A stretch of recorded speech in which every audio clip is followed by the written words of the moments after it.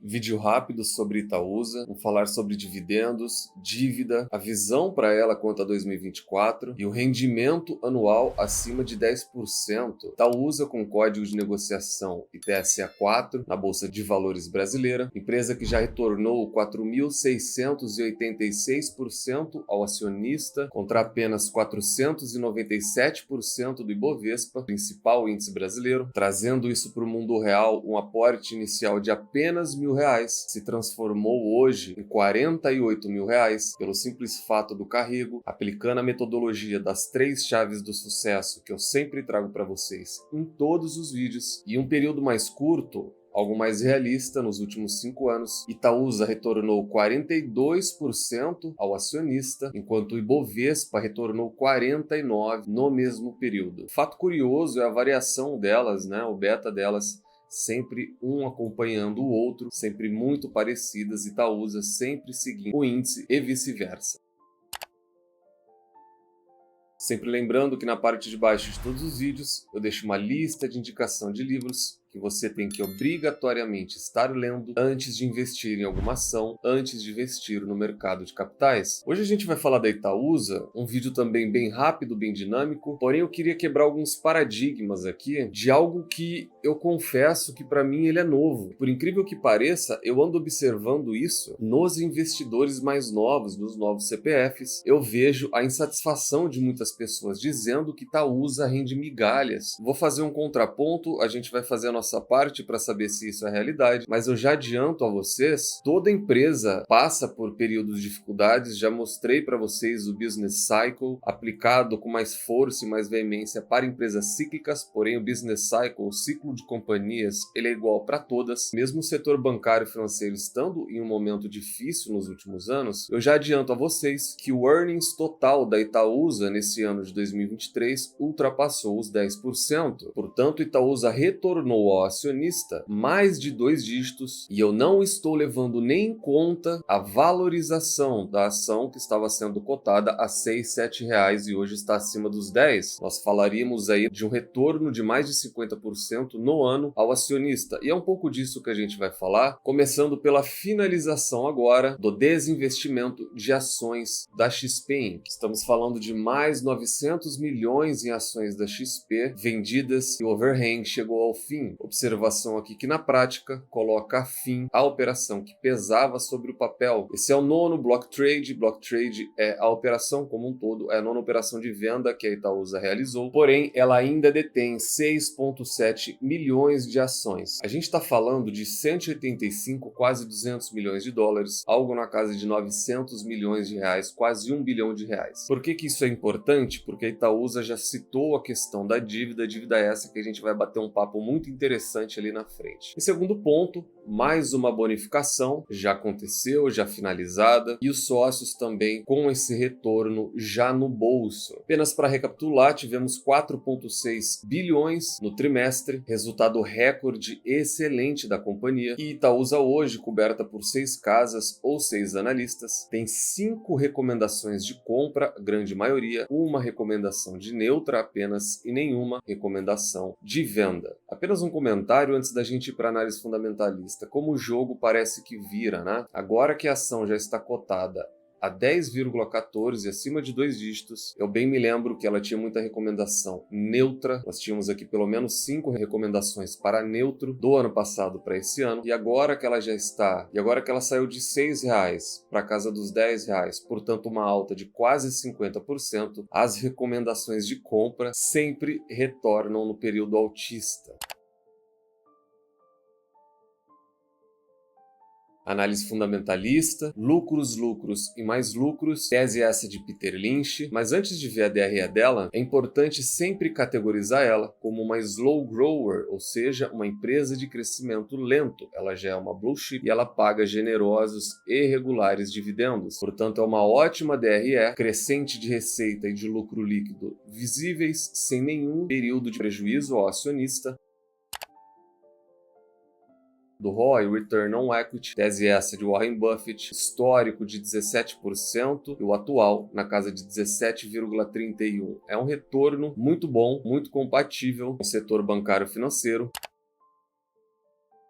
Dividend Yield, tese essa de Benjamin Graham e Luiz Barsi Filho, ela tem uma média histórica de 5,27, o atual está na casa de 5,81, portanto beirando os 6%. Um comentário rápido, o yield dela flutua entre 5% e 6%, está dentro do consenso de mercado para uma boa pagadora de dividendos, porém eu já vou falar para vocês no gerenciamento de risco como o retorno dela ultrapassa 2 dígitos, e eu sempre irei repetir, dividend yield de maneira isolada não é parâmetro para uma boa empresa que remunera os seus acionistas. Já citei diversas empresas, já citei a Vale, já citei o próprio Bradesco, que paga algo na casa de 4% de dividend yield, o próprio Itaú também 4% de dividend yield. Porém, quando você entra no RI da empresa, tem a área de retorno total ao acionista, a Vale também tem, você encontra recompra de ações, bonificações, juros sobre capital próprio e dividendos. O retorno total, ele sempre está muito acima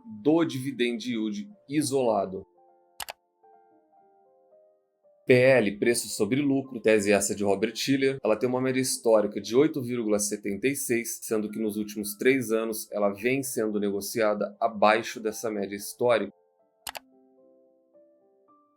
Dívida líquida versus EBIT, tese essa de Peter Lynch, empresas sem dívidas não quebram, e desse eu queria comentar um pouco mais de uma maneira correta de se analisar a dívida, uma vez que ela já tem uma média baixíssima de 0,20, porém eu queria fazer uma consideração. Eu sempre cito, principalmente no caso da Klabin, que mesmo que esse ratio esteja dentro de um consenso entre 3 e 4, ele se torna perigoso quando uma dívida bruta, no caso dela, beira 30 bilhões de reais, e aí eu estou falando da Klabin. No caso da Itaúsa ainda está, mesmo com uma diminuição dessa alavancagem, você pode ver aqui recente, a Itaúsa está trabalhando em cima da dívida, já vou citar isso, ela ainda está na casa de 11 bilhões de reais. Então, quando você olha um número de 0,19, você passa a imaginar que essa dívida seja ínfima, que ela seja praticamente inexistente. Nunca é realidade. Analisar a dívida líquida versus EBITDA, esse ratio, ele é o primeiro passo. Obviamente, em todos os ativos possíveis investidos, eu vou analisar contexto da dívida, moeda a que ela está exposta, se é real ou dólar, consequências de valorização ou desvalorização cambial. Vou analisar períodos de vencimento e pagamento dessa dívida, principalmente quem são os credores. Poucas pessoas analisam isso, mas eu já vi credores fáceis de lidar e difíceis de lidar, individuais ou bancários, que numa hora de dificuldade eles tendem a ajudar a companhia ou refinanciando dívida ou diluindo mais ainda prazo, e alguns são mais complicados, então poucos investidores analisam isso. Empresas que eu possa fazer um grande aporte, eu vou muito mais a fundo. Então esse é o primeiro ponto. Segundo ponto, 11 bilhões de dívida e a boa alocação de capital do Setúbal. Quando eles citam aqui gestão de portfólio e alocação eficiente de capital, muita gente acreditou que essa venda de 1 bilhão de reais, de 900 milhões de reais, todo esse block trade realizado iria ser distribuído aos acionistas. E o Setúbal deixou claro, a diminuição da dívida é o principal hoje para a Itaúsa. Pode soar estranho para você, uma empresa com apenas 0,17 de ratio dívida EBITDA, querer diminuir a sua dívida, mas eles analisam um pouco como eu analiso. Eu sou extremamente chato para números, eu sou extremamente chato para a parte financeira,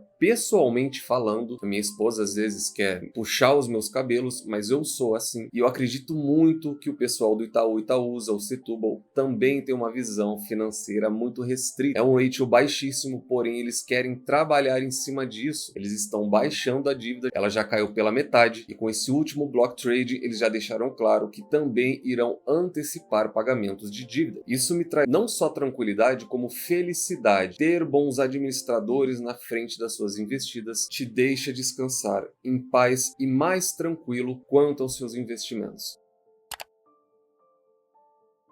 Preço teto, tese essa de Luiz Barsi Filho, 0,58, dividido por 6%, que é o mínimo aceitável pelo Barsi em forma de remuneração, nós teríamos um preço teto de 9,666. Portanto, a Itaúsa já está hoje, olhando de maneira isolada, proventos acima do preço teto de Luiz Barsi. No que diz respeito a preço justo, tese essa de Benjamin Graham, pegamos 22,5, multiplicamos pelo earnings per share, que é o lucro por ação, 1,34, multiplicamos novamente pelo business value per share, que é o VPA, 7,72, extraímos a raiz quadrada e teríamos um preço justo de 15,25, muito próximo daquilo que eu acredito que Itaúsa deva valer, muito próximo daquilo que ela já valeu em um passado recente.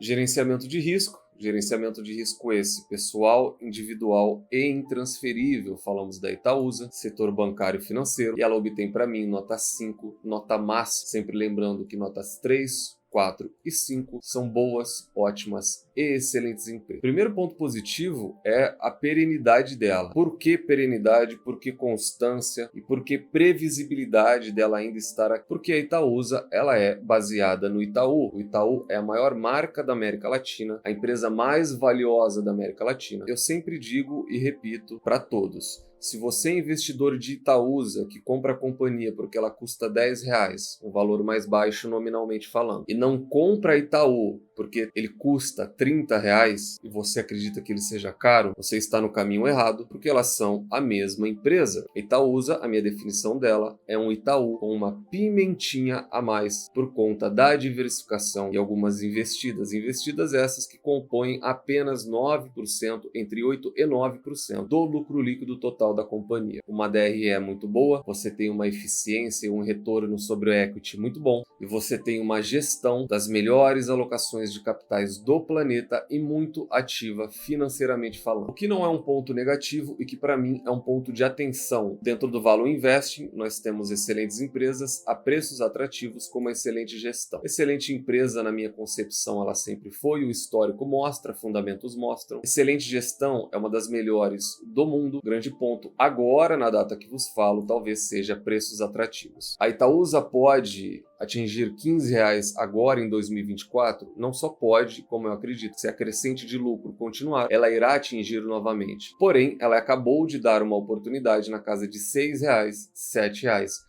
e muitas pessoas não aproveitaram para se tornar sócios da companhia. Então, preços atrativos é um ponto de alerta para muita gente. E aqui está o ponto principal, que ainda está indecisa sobre qual tipo de investidor é. Se a longo prazo isso não faz diferença, porém no curto prazo o preço ainda importa sim. Apenas para corroborar com isso, ano passado nós tivemos abaixo do 7, esse ano ela atingiu R$7,05 e no year to date uma valorização quase 34%, saindo da casa dos R$7 e ultrapassando 10,11 agora em dezembro. E qual que é o grande ponto e como que vocês analisam o retorno total da companhia? Primeiro, vocês podem utilizar o TradingView, que é a melhor plataforma do mundo. Segundo, empresas como Itaú e algumas raras outras, vou trazer isso para vocês em outro vídeo, tem dentro do RI delas retorno total ao acionista. Então eles também fazem esse trabalho. Portanto, se você pegar hoje uma valorização de 33% da Itaúsa, se você pegar a bonificação de 2022, se você pegar a bonificação de 2023, já realizada e já feita, já está nas mãos dos acionistas, pegar o programa de recompra que está no RI da companhia, milhões e milhões de ações já foram recompradas apenas agora em 2023 e somar aos quase 6% de proventos, nós atingimos 11% de retorno total ao acionista. Isso sem contar a valorização nominal da cotação, que vai flutuar entre 30% e 40%. Então é um retorno altíssimo, e daí a importância de vocês pararem com essa mentalidade que surgiu de repente de que Itaúsa dá migalhas ao acionista. Eu posso dizer com propriedade que a Itaúsa jamais deu migalhas aos acionistas. E eu te digo com propriedade e sem viés algum, Itaúsa nos últimos 20 anos retornou constantemente mais de 2 dígitos todo ano aos sócios. Isso são números e os números estão aí para não me deixar mentir. Portanto, vieses, eles estão aí para ser quebrados. Tracem a sua estratégia, acompanhem números e não pessoas. Talvez seja a dica mais importante que eu tenho para dar para vocês agora. Portanto, falamos da Itaúsa, da importância de permanecer no longo prazo, uma empresa que remunera muito bem os seus acionistas, uma gestão ativa e uma dívida muito bem controlada, uma empresa que transformou um aporte de apenas R$ 1.000 em quase R$ 50.000, uma empresa muito capaz de te dar, sim, a sua liberdade financeira, e os números já mostraram isso. Como você faz isso? Aplique a metodologia das 3 chaves do sucesso, encontre excelentes empresas a preços atrativos, com uma excelente gestão, e nunca mais as vendam. Tranque elas. As 7 chaves. O Value Investing ainda é a melhor maneira de você, investidor individual, pequeno, pouco capital para aportar, para investir, multiplicar o seu dinheiro por muitas vezes na Bolsa de Valores. Deixa no comentário se gostam ou se não gostam da empresa, se acreditam nessa nova tese de que ela distribui migalhas aos acionistas. Nos vemos no próximo vídeo e até lá.